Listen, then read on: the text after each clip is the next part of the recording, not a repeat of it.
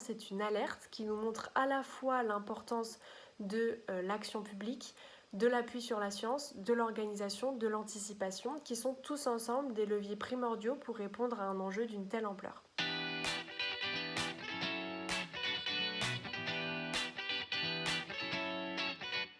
Bonjour à tous, aujourd'hui c'est Manon et Pauline à l'autre bout du fil qui allons vous répondre.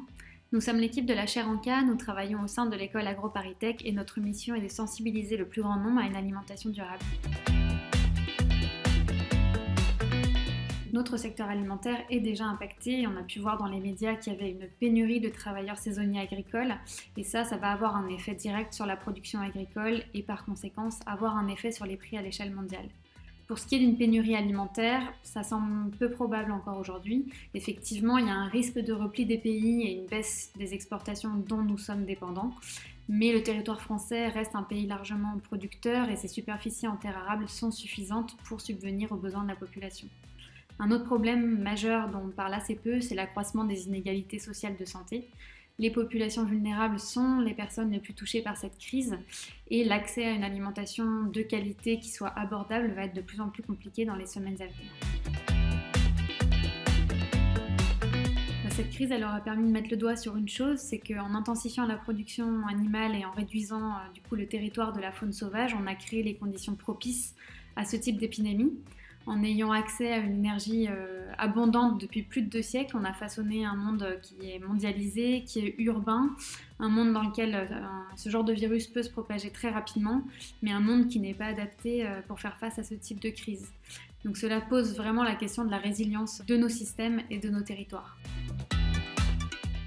Il est encore un peu tôt pour tirer des conclusions, mais globalement, les experts s'accordent à dire que les solutions passeront par une démondialisation, la remise en cause de l'élevage intensif, l'intégration du respect de la biodiversité dans les stratégies d'entreprise et par la relocalisation d'une partie de notre agriculture et de nos productions. Cette crise sanitaire, elle doit nous permettre de nous poser les bonnes questions et ça en soi, c'est déjà un début.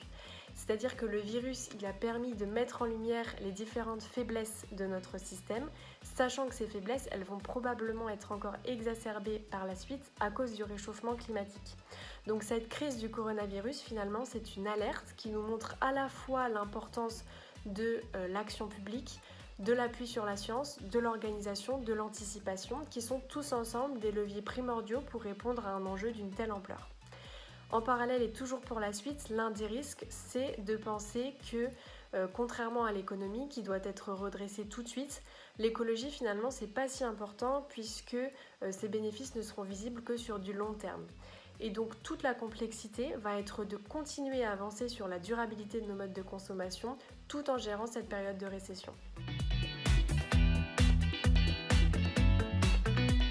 Et après, on aimerait lancer en septembre notre programme Je mange pour le futur pour accompagner les citoyens dans la transition alimentaire, pour sensibiliser aussi finalement à une alimentation qui soit à la fois respectueuse de la planète et de la santé tout en restant économique, puisque aujourd'hui il est clair que adopter une alimentation durable c'est plus que jamais primordial. Et donc pour ça, on veut favoriser tous les moyens possibles au changement de comportement, pas seulement dans les discours, mais aussi dans la pratique. On veut aussi faire évoluer les normes sociales et enfin inciter à passer à l'action de manière ludique et sans injonction.